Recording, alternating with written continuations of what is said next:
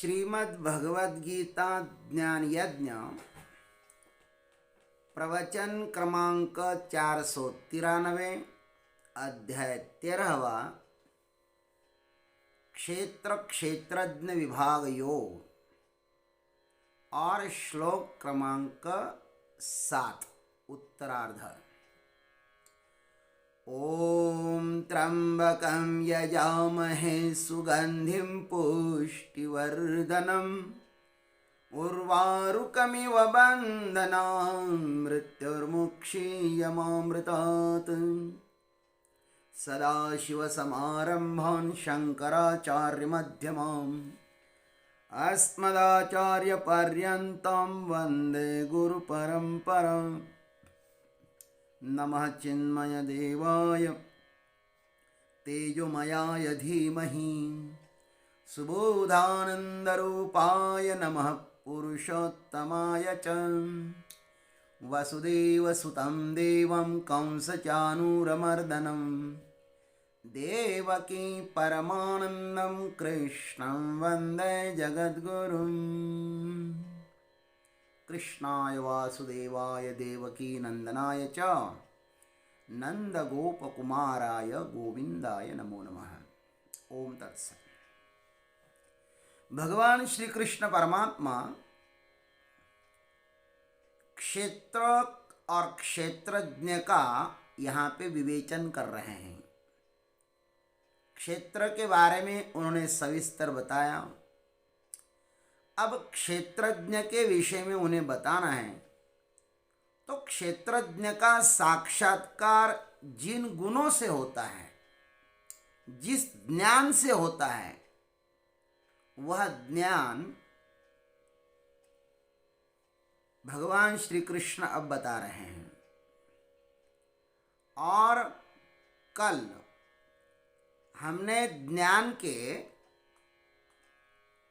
अमानित्वम, अदम्भित्वम, अहिंसा, क्षांति, आर्जवम, इन 5 गुणों पर चर्चा की।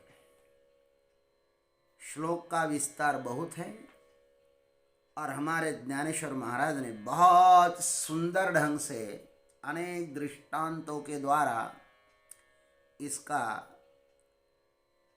बहुत ही सुंदर वर्णन किया है। तो मैंने सोचा कि अपने जो साधक लोग हैं उनको भी इस ज्ञानेश्वर महाराज के प्रिय वाक्यों का दर्शन कराएं। इसलिए इन शब्दों पर हम लोग सविस्तर माने यथा समय, यथामति, यथाधीतम, यथा समय चर्चा कर रहे हैं। आचार्योपासना क्षेत्रज्ञ की प्राप्ति का एक गुण है आचार्योपासना। आचार्योपासना माने सद्गुरु की उपासना। सद्गुरु न हो तो क्षेत्रज्ञ का दर्शन होगा ही नहीं। आइए ज्ञानेश्वर महाराज क्या कहते हैं, हम इसको बड़े ही आनंद के साथ देखते हैं। आचार्योपासना यह गुण हिंदू संस्कृति की आत्मा है। इस देश में ऐसा कोई भी आदमी नहीं है जो अपने आचार्य, अपने गुरु के सन्मुख नतमस्तक न होता हो। हमारे देश में कोई बेगुरा आदमी खोजने से भी नहीं मिलेगा। हमारी संस्कृति, हिंदू संस्कृति महान है। महान इसलिए है कि यह समर्पण सिखाती है, कृतज्ञता सिखाती है। इस संसार में ऐसा कोई भी जीव नहीं है जिस पर अन्य लोगों के उपकार न हो। दूसरों की सहायता के बिना जीना असंभव है मेरे भाई। हम अपने जन्म से मृत्यु तक देखें तो हमें पता चलेगा कि अनंत जीवों ने हमारे ऊपर उपकार किए हैं। जब भी हम असहाय हो जाते हैं ना, तो इस आसमान में कोई ना कोई जीव हमारे ऊपर उपकार करने के लिए प्रकट हो ही जाता है। वह परमात्मा ही अनेक रूपों में आकर हमारी सेवा करता है। हम गर्भ में आते हैं तभी से हमारी भगवती माँ हमारा ख्याल करना शुरू कर देती है। हमारे लिए अनेक प्रकार के कष्ट सहन कर हमें जन्म देती है, हमारा पालन पोषण करती है, हमें छोटे से बड़ा होने में सुंदरतम सहयोग देती है। वह हमें सुसंस्कृत करती है। वह जितना हमारे लिए अच्छा कर सकती है ना, वह ईमानदारी से करती है। अतः इस संसार में प्रकट होने का हमारा प्रथम द्वार है अपने माता पिता। उन्हें हमें आजीवन नहीं भूलना चाहिए। यही हमारी सनातन हिंदू संस्कृति है। हम उनके आजीवन जितनी सेवा कर सकते हैं वह करें, तो भी हम उनके ऋण से उऋण नहीं हो सकते हैं। फिर हमारे जीवन को और भी सुसंस्कृत करने के लिए अनेक वरिष्ठों का सहयोग मिलता है। कुछ कुरूपता भी सिखाते हैं और कुछ सुंदरता भी सिखाते हैं। हम बड़े होते हैं तो माता पिता से दूर होने लगते हैं। संसार में हमारे लिए नए लोग, नए अनुभव हर क्षण मिलते रहते हैं। हम आगे बढ़ते ही जाते हैं। हम इस संसार में जितना अधिक हमारा विस्तार करते हैं ना, उतने ही हम अपने को छोटे पाते हैं। अतः हम जितना अधिक पाते हैं बाहर, उतना ही अधिक हम भीतर अपने को अतृप्त पाते हैं। अतः हम देखते हैं कि करोड़पति पति भी भगवान के मंदिर में भगवान के समक्ष भीख मांग रहा है, मुझे और दे दो, मैं अतृप्त हूं, प्रभु मेरी झोली भर दो। हम संसार की जितना पाते हैं ना, संसार को हम जितना पाते हैं उतनी ही और आकांक्षा करते रहते हैं। गुरु भक्ति पूर्णतः समर्पण का मार्ग है। सर्वप्रथम शरणागति शिष्य की तरफ से होती है। सर्वप्रथम यह एक तरफी मार्ग ही होता है, ध्यान रखना। जिसने अपना सर्वस्व जीवंत गुरु को समर्पित किया है ना, उस शिष्य का वर्णन ज्ञानेश्वर महाराज करते हैं। सद्गुरु कोई मानव नहीं है, वह परमात्मा ही है। प्रभु को पाने के लिए साधक को अपना सर्वस्व तन मन धन बल जन सद्गुरु को समर्पित कर देना चाहिए। जिस तरह अपनी सब जल संपत्ति लेकर गंगा समुद्र को मिलने निकलती है ना, अथवा समस्त अभिप्राय के साथ श्रुतियां वेद ये सब ब्रह्म पद में प्रवेश करते हैं, उसी प्रकार हमें भगवान सद्गुरु के प्रति समर्पित होकर के चलना चाहिए। अथवा पतिव्रता स्त्री अपनी जिंदगी गुण और दुर्गुणों के साथ अपने प्रिय पति को समर्पित करते हैं। इसी प्रकार जिसने अपना सर्वस्व अंतःकरण समस्त इंद्रियों के साथ सद्गुरु के श्री चरणों पर समर्पित किया है ना, वह साधक गुरु भक्ति का आगार बन जाता है, महासागर बन जाता है। सद्गुरु की भक्ति 9 प्रकार से की जाती है। नानुबा लिखते हैं, स्मरणम भक्ति। शिष्य गुरु का स्मरण वैसे ही करता है जैसे विरहनी स्त्री पति के चिंतन में व्यस्त रहती है। गुरु जिस देश में रहते हैं उस देश का वह चिंतन करता रहता है। वह गुरु की आज्ञा से रहता तो है अपने घर ही, किंतु उसका चित्त गुरु की तरफ ही लगा रहता है। स्मरण भक्ति है। जैसे बछड़ों को पगह से बांधे हुए के कारण वह तो रहता है गौशाला में ही। गाय तो जंगल में चरने जाती है, वह गौशाला में ही रहता है, लेकिन उसका चित्त अपनी मां की तरफ ही होता है। वैसे ही यह गुरु आज्ञा के कारण घर में बंधा है, किंतु इसका भी चित्त गुरु के पास ही रहता है। गुरु को मिलने की तीव्र इच्छा होती है। इतने में यदि इनके गांव से कोई आ गया हो अथवा गुरु ने ही किसी को भेजा हो तो उसे बड़ा ही आनंद आ जाता है। जैसे मरणासन्न आदमी को लंबी आयु मिल गई हो, क्यों वह सूखे हुए अंकुर पर अमृत की वर्षा हुई हो, या जिस तरह किसी भिखारी को छिपी हुई निधि दिखाई दी हो, अथवा जन्मांध को अकस्मात दृष्टि प्राप्त हो जाए, अथवा भिखारी को इंद्रपद प्राप्त हो जाए, इस तरह गुरु का नाम सुनते ही उसे आनंद प्राप्त होता है और उसे ऐसा लगता है कि मैं आकाश से लपेट जाऊं। सदगुरु के प्रति जिसके हृदय में इतना प्रेम हो तो समझना चाहिए कि अब ज्ञान ही उसकी सेवा कर रहा है।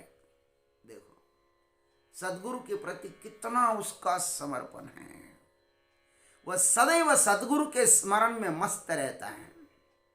दूसरी भक्ति है सख्य भक्ति। ये साधक गुरु के साथ अनेक संबंध स्थापित कर उन संबंधों के अनुरूप अनुभव लेता है। वह ज्ञान रूपी काली में आनंद रूप मंदिर बनाकर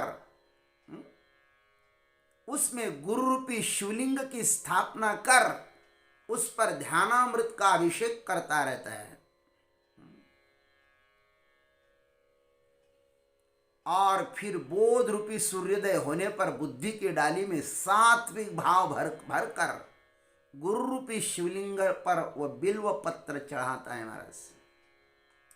कभी वह गुरु को पति मानता है, कभी विष्णु मानता है, कभी मां मानता है, कभी गौ ज्ञान रूपी वृक्ष के नीचे श्री गुरु की गाय और अपने को उसके पास रहने वाला बछड़ा समझता है। इस प्रकार वह गुरु के साथ सख्य भाव स्थापित करता है। कभी कहता है कि गुरु के प्रेम रूपी जल में मछली हूं, ऐसी कल्पना करता है। कभी गुरु कृपा को अमृत वर्षा मानकर स्वयं सेवा रूपी पौधा हो जाता है। कभी अपने को श्री गुरु का नेत्रहीन एवं पक्षहीन चकुला मानता है। कभी गुरु को तैराक समझकर उसका आसरा लेता है। इस तरह जैसे समुद्र के ज्वार आने पर लहरों पर लहरें पैदा होती हैं, वैसे प्यार के बल पर ध्यान से ध्यान उत्पन्न होता है।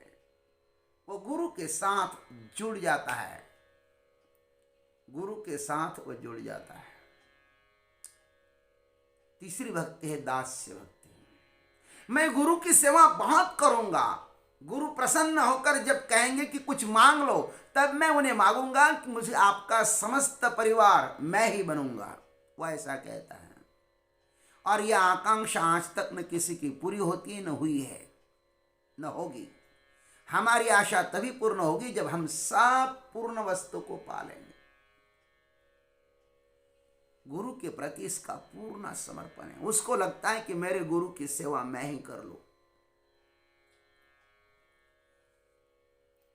अपूर्ण को पाकर कोई पूर्ण नहीं होता और वह पूर्ण जो है सो परमात्मा है। पूरा समर्पित करना पड़ता है। गुरु को जब आप पूर्ण समर्पित करोगे ना, तो पूर्ण परमात्मा आपके भीतर उतर आएगा। देखो संसार में माँ बाप ने हमारे जीवन को गति दी, समाज ने हमें मति दी, अतः हमने अपना विस्तार किया, किंतु यही जीवन का सत्य नहीं है। विस्तार के बाद इति होती ही है। मृत्यु अटल है। इसी इति को मृत्यु को मुक्ति में बदलना चाहते हो तो सांसारिक मति को सदगुरु के श्री चरणों की दासी बना दो, सती बना दो। मति जब सती हो जाती है तब गति परम गति मोक्ष हो जाती है। मति जब सत्य हो जाती है तो गति माने परम गति कोई फिर मोक्ष गति हो जाती है। जीव को गति माँ बाप से मिलती है तो जीव को परम गति सदगुरु से मिलती है।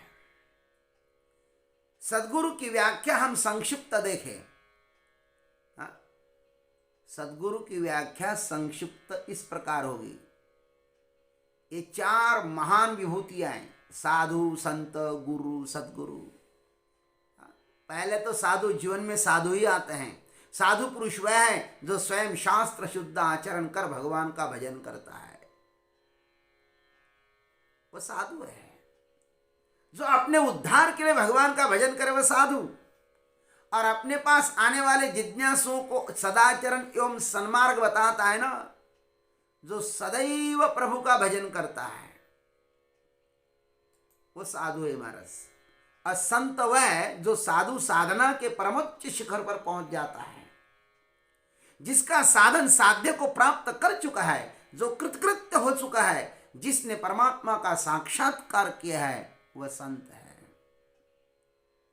जो स्वयं के उद्धार के लिए जीता है वह साधु, और जो समाज के उद्धार के लिए जीता है वह संत। अब भगवान जिसके संग में रहने के लिए इच्छुक होते हैं ना, वे संत हैं। संत नामदेव, संत तुकाराम, संत ज्ञानेश्वर महाराज, ये सब संत है। ये अपना देखो, ये संत जो है ना, अपना कार्य पूर्ण करने के बाद ईश्वर कार्य करने में सदैव संलग्न रहते हैं। इसलिए भगवान इन पर प्रेम करते हैं। संत सत्य होते हैं, वे ईश्वर का संदेश संसार के लोगों तक पहुंचाने का काम करते हैं। इन संतों का प्रवचन सुनकर जो साधक इनके नजदीक आते हैं, परमात्मा प्राप्ति की जिज्ञासा से उन्हें दीक्षा देकर जीवन की एक दिशा देते हैं, तब यही संत साधक के गुरु हो जाते हैं। गुरु वह है जो नाम मंत्र की दीक्षा देकर मनुष्य के जीवन को एक दिशा दे, भूले भटके को परमात्मा की राह दिखा दे। बहुत से साधक होते हैं जो दीक्षा तो लेते किंतु दिशा ही भूल जाते हैं। दीक्षा तो ली लेकिन दिशा भूल गए, दीक्षा तक ही सीमित रह जाते हैं, आगे बढ़ते ही नहीं है, आजीवन अटके रहते हैं। गुरु को भी भूल जाते हैं अंत में, और स्वयं की मनमानी करते रहते हैं। गुरु भी ऐसे शिष्यों के प्रति उदास ही रहते हैं। किंतु जो शिष्य दीक्षा लेकर सदगुरु ने जो दिशा दिखाई है, उसी मार्ग से अपने गंतव्य की ओर जाने का प्रयत्न करता है ना, और मैं भटक जाऊं इस भय से गुरु के चरण नहीं छोड़ता, गुरु के ही सानिध्य में रहकर उनकी सेवा करता है, तब वे ही गुरु उसके लिए सदगुरु हो जाते हैं। साधु, संत, गुरु और सदगुरु, ये चार महान सूत्र है, ध्यान रखना। सदगुरु वह है जो साधक की उंगली पकड़कर उसे गंतव्य तक ले जाए, और ध्यान रखना, उंगली उसकी ही पकड़ी जाती है जो छोटा होता है। जो सदगुरु से अपने आप को छोटा ही जानता है, वही सच्चा शिष्य है। वही उस परमात्मा को अपने हृदय में समाने के लिए सर्वथैव समर्थ है। शिष्य को सदगुरु की उपासना किस तरह करना चाहिए, इसका सविस्तर वर्णन ज्ञानेश्वर महाराज करते हैं। सेवा के जो उपकरण है ना, सो भी मैं बनूंगा, ऐसा वह साधक कहता है। मैं ऐसी सेवा करूंगा कि श्री गुरु मेरे ही पास क्षेत्र संन्यास लेकर रहे, ऐसे उस शिष्य की भावना होती है महाराज। जैसे हवा कैसी ही बहे किंतु वह चार दिशाओं के बाहर नहीं जाती, वैसे मैं गुरु कृपा का कटहरा बनूंगा। जिस पर गुरु की प्रेम वर्षा हो वही जमीन मैं बनूंगा, गुरु का निवास स्थान मैं बनूंगा, उनके घर का सेवक बनकर उनकी खिदमत करूंगा, उनकी पादुकाएं बनूंगा, उनका छत्र बनूंगा, मैं गुरु का चौकीदार बनूंगा, उसके ऊपर चवर धरने वाला एवं उनके आगे चलने वाला सेवक बनूंगा। मैं उनका आसन बनूंगा, उनके गहने बनूंगा, उनके वस्त्र बनूंगा, चंदनादिक उनके उपचार भी मैं ही करूंगा। ये भावना रहती है सच्शिष्य की। अब कहते कि पाद सेवनम, गुरु के भोजन की थाली में परसूंगा, उनका बिस्तारा मैं लगाऊंगा, उनके चरण में दबाऊंगा, गुरु का सिंहासन मैं बनूंगा। इस प्रकार की भावना रहती है शिष्य की। श्रवण क्या कहता है? श्रवण भक्ति। गुरु जिस वस्तु पर दृष्टि डालेंगे ना, वह मैं हो जाऊंगा। गुरु के श्रवण रूपी आंगन में मैं ही असंख्य शब्द बनूंगा। उनको कुछ बाह्य वस्तुएं लगती है, वह सब मैं ही बनूंगा। जब तक यह देह है तब तक गुरु की इस प्रकार सेवा करूंगा, गुरु की शाब्दिक सेवा करूंगा। मैं अपने शब्दों से मेरे गुरु को कभी दुखी नहीं करूंगा। मेरा जीवन मेरे गुरु को समर्पित है। ये सच शिष्य का लक्षण है मेरे भाई। आत्मनिवेदनम, ये भक्ति है। यह देह पड़ने के बाद, मौत के बाद भी उनकी सेवा करूंगा। जिस जगह पर गुरु चरण रखेंगे उस स्थान पर इस देह की मिट्टी मिला दूंगा। जिस जल को वे स्पर्श करेंगे उनमें इस देह का जलत्व मिला दूंगा। गुरु की आरती उतारने में के दीपक मैं बनूंगा। गुरु के चवर पंखा जहां होंगे उनमें मैं अपने प्राणों का विलय करूंगा। जिस अवकाश में गुरु अपने परिवार के साथ होंगे उसमें मैं अपने देह का आकाश तत्व मिला दूंगा। इस तरह मैं कल्पों कल्पों तक गुरु सेवा करूंगा। गुरु ही माता है, गुरु ही पिता है, गुरु परंपरा ही मेरा धर्म है, गुरु सेवा ही मेरा नित्य कर्म है, गुरु ही तीर्थ क्षेत्र है, गुरु सेवक ही, गुरु के सेवक जो है ना वही मेरे गुरु भाई है। कीर्तन में गुरु मंत्र का सतत जप करूंगा, उनका वाक्य ही मेरे लिए शास्त्र है। जिसके पास इस प्रकार की गुरु भक्ति है ना, ज्ञानोवालिप्त है, वह व्यक्ति आत्मज्ञान का जन्म स्थान होता है, माने वहीं से आत्मज्ञान प्रकट हो जाता है। इस प्रकार गुरु भक्ति के विषय में बताया। अब शौचम कहते हैं, शौचम आत्मज्ञान को उपलब्ध साधक अथवा आत्मज्ञान प्राप्ति की इच्छा रखने वाला जो साधक होता है ना, वह अंतर्बाह्य शुद्ध होना चाहिए, बाहर सत्कर्म से और भीतर आत्मज्ञान से। जैसा कपूर बाहर और भीतर स्वच्छ होता है, वैसा ज्ञानी भी अंतर्बाह्य पवित्र होता है। जैसे रत्न बाहर और भीतर स्वच्छ होता है, क्यों वह सूरज जैसे अंदर एवं बाहर एक जैसा प्रकाश में दिखाई देता है। शारीरिक मलों को मिट्टी और पानी से साफ करना चाहिए और अंतःकरण को राग द्वेषादि से रहित रखना चाहिए, सदैव इनको शुद्ध रखना चाहिए। जैसे बुद्धि के बल पर जब चाहे तब आईने के ऊपर की धूल साफ करते हैं ना, अथवा धोबी की भट्टी में जल से कपड़ों के दाग धोए जाते हैं ना, वैसे ही ज्ञानी का बदन स्वच्छ होता है और अंतःकरण में सदैव ज्ञान ज्योत प्रज्वलित होने से वह भी स्वच्छ ही रहता है। और अंतःकरण पवित्र न रखकर सिर्फ शरीर ही स्वच्छ रखना केवल ढोंग मात्र है। जैसे शव को गहने से सजाना, किंवा गधे को तीर्थ में स्नान कराना, अथवा कड़वे कद्दू पर गुड़ चुपड़ाना, अथवा वीरान माने मनुष्य रहित ओसाड़ मकान पर तोरण बांधना, या भूखे आदमी के शरीर पर ऊपर से अन्न चुपड़ना लपेट देना, या विधवा को कुमकुम या सिंदूर लगाना, अथवा वह खोखला गुमटी को बाहर से गुलम्मा देने पर जो चमक दिखाई देती है ना, वैसा होता है महाराज। यदि तुम्हारे पास शौच नहीं है, ऊपर से तो शुद्ध हो और भीतर से मलिन हो, आग लग जाए महाराज ऐसे आचरण को। गोबर के बनाए हुए चित्र के फल देखने में ही सुंदर दिखाई देते हैं, लेकिन क्या है फायदा उसका, क्योंकि उनके भीतर गोबर ही होता है। यही प्रकार बाह्य कर्मों का है। बाह्य कर्म तो तुम्हारे शुद्ध है, लेकिन भीतर अंतःकरण यदि अपवित्र है, क्या चाटोगे ऐसे अंतःकरण को।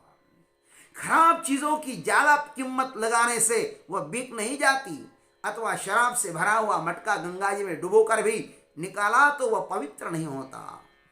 भीतर ज्ञान होए तो बाह्य शुद्धि अपने आप होती है। जो साधक अंतर्बाह्य पवित्र हो गया है, अंतःकरण आत्मज्ञान से एवं बाह्य शरीर सत्कर्म से जिसने पवित्र किया, वह शुद्ध पवित्र आत्मा है। अंतःकरण तो आत्मज्ञान से ही शुद्ध होगा और बाह्य शरीर जो है वह सत्कर्म से शुद्ध होगा। जैसे स्फटिक के घरों में हिलते हुए दीपक बाहर से भी हिलते हुए दिखाई देते हैं, ठीक वैसे ही अंतर्यामी के शुद्ध भाव इंद्रियों से बाहर निकलते हैं महाराज। अंतरिचे धावे स्वभावे बाहरी। फिर उनके चाहे किसी भी सांसारिक विषय को देखे, सुने या प्राप्त किए जाए तो भी कुछ असर नहीं पड़ता। जैसे बादलों के रंगों का आसमान पर कोई भी दाग नहीं लगता। कितने बादल रहते हैं आसमान, लेकिन कोई फर्क नहीं पड़ता आकाश को। वैसे इंद्रियों के द्वारा विषयों का संयोग होने पर भी वह विकारों से अशुद्ध नहीं होता। रास्ते पर यदि कोई पवित्र या अपवित्र स्त्री जाती है तो भी रास्ता दोनों से भी अलिप्त ही रहता है। अथवा जब कोई युवती पति या पुत्र को आलिंगन देती है ना, तब पुत्र के प्रति उसके प्यार में प्रेम वासना नहीं होती, उसी तरह उसका दिल शुद्ध होता है। वह किसी भी विचार से लिप्त नहीं होता। जैसे हीरा जल से गिला नहीं होता है या उबालने पर भी रेत नहीं पकती, इसी प्रकार उसका मन कहीं भी लिप्त नहीं होता। यही ज्ञानी की पहचान है, अंतर्बाह्य शुद्धता। और फिर कहा कि उनके पास स्थैर्य होता है। आत्मज्ञानी महापुरुष स्थिर होता है, या जिसे आत्मज्ञान पाना है उसे अपने लक्ष्य के प्रति स्थिर रहना चाहिए, वो विचलित न हो। ज्ञानी महात्मा यदा कदा व्यवहार में विचलित दिखाई देता है, किंतु उसका विचलित होना झूठ है और उनमें स्थिरता सच्ची है। जैसे जिस तरह गाय वन में चरने जाते हैं ना, गाय जब जंगल में चरने जाते हैं तो उसके साथ उसका जो बछड़े के प्रति प्यार होता है ना, वह वन में नहीं जाता। अथवा सती जाने वाली पतिव्रता स्त्री उस समय पर किए जाने वाले वस्त्रालंकार आदि से उपचारों का अनुभव नहीं करती। बहुत सजाया जाए उसको, लेकिन उसको तो पता है कि उसको मरना है, अलंकार में उनका कोई प्रेम नहीं होता है। अथवा लोभी व्यक्ति दूर चला जाने पर भी उसका चित्त सदैव निधि के पास ही रहता है। ठीक ऐसे ही व्यवहार में उसके देह का व्यापार चलते रहने पर भी उसका चित्त ज्ञान से कभी भी विचलित नहीं होता है। जैसे इतस्ततः दौड़ते हुए बादलों के साथ जैसे आकाश नहीं चलता, अथवा घूमते हुए नक्षत्र मंडलों के साथ ध्रुव नक्षत्र नहीं घूमता, अथवा जैसे पथिक राह से चलता है तो उसके साथ रास्ता नहीं चलता, या वृक्ष भी नहीं दौड़ते, ज्ञानी का चित्त कभी भी अस्थिर नहीं होता है, वह स्थिर होता है। वह अपनी आत्मस्थिति से नहीं हटता महाराज, वह डोलता नहीं है। शरीर तो अपने धर्म के अनुरूप ही चलेगा, क्योंकि उस पर प्रकृति का नियंत्रण है। जिसने इस भेद को जाना है ना, वह सदैव अपरिवर्तनशील आत्मा के साथ ही स्थिर रहता है। बाहर से कितने भी बवंडर आवे महाराज, वह निश्चल ही रहता है। आंधी से धरती नहीं लड़खड़ाती, यह भी अपने पर चाहे जितने अचानक दुख आवे, यह डावाडोल नहीं होता। यम लब्ध्वा चा परम लाभम मन्यते नाधिकम ततः यस्मिन् स्थितो न दुखेन गुरु नापि विचाल्यते। ऐसा भगवान ने पहले भी कहा। आकाश गिर पड़े अथवा पृथ्वी भी गल जाए तो भी इसकी चित्तवृत्तियों में हलचल नहीं होती। हाथी को फूलों से चोट करने पर भी वह जैसा पीछे नहीं हटता, अथवा जिस तरह क्षीर समुद्र की लहरों से मंदराचल नहीं हिलता, क्यों दावानल की ज्वालाओं से आकाश नहीं जलता, वैसे ज्ञानी के मन में चाहे कितने विकार आवे, वह उनके साथ बहता ही नहीं है।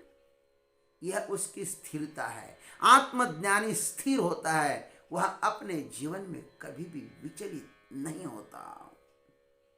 इसलिए स्थिरता कहा है। आचार्योपासनम स्थिरता। फिर कहा आत्मनिग्रह। 9वां गुण जो है ना, वह आत्मनिग्रह है। जो अपने अंतःकरण अपने वश में करता है, उसको विषयों के द्वारों पर नहीं जाने देता, यह साधक सदैव जागृत रहता है। जो असल जो व्यक्ति सांप छेड़छाड़ करने वाले आदमी का घर नहीं भूलता। जैसे सांप जो होता है ना, सांप जो असली सांप होता है ना, वह छेड़छाड़ करने वालों को तो सजा देता ही है, उसका घर नहीं छोड़ता। अथवा योद्धा कभी अपने हथियार भूलता नहीं है, अथवा लोभी अपनी भांति ठेवा धरोहर नहीं भूलता है। लोभी के मन में सदा सर्वदा अपना धन रहता है। अथवा माता अपने एकलौते बेटे पर जान दे देती है, बहुत प्रेम करती हैं। अथवा मधुमक्खियां शहद की लालची होती है, वैसे ही आत्मज्ञानी व्यक्ति अपनी इंद्रियों का सदैव ध्यान रखता है, उस पर कड़ी नजर रखता है। जैसा बलवान पति अपने उद्धत स्त्री को बाहर जाने से रोकता है, अंतःकरण के रोकने से, विकारों से उसको हटाने से शनै शनै वह अपना हो जाता है। इसलिए उनका आत्मनिग्रह, नियंत्रण होता है अपने पर, और अंततः वह अंतःकरण उस साधक की आज्ञा जिस आंखों पर लेता है महाराज, वह आदमी के रूप में मानो प्रत्यक्ष ज्ञानी है, जिसकी इंद्रिया अपने वश में हुई है, जिसका नियंत्रण स्वयं पर हुआ है। ऐसा जो व्यक्ति है ना, वो व्यक्ति ज्ञान की मूर्ति है। इसलिए भगवान ने कहा, बहुत सुंदर बात यहाँ पे लिखी है। ये 9 बातें यहाँ पे भगवान ने अर्जुन को कही है। अर्जुन, जीवन में ये 9 बातें आनी चाहिए। जिसके जीवन में ये 9 बातें आई, समझ लो कि ऐसा जो व्यक्ति है ना, वह ज्ञान का अधिकारी है। अमानित्वम अदम्भित्वम अहिंसा क्षांतिरार्जवम आचार्योपासनम शौचम स्थैर्यम आत्मविनिग्रह। ओम तत्सत। जय गुरुदेव, जय जगदीश्वर, जय जय महाकाल।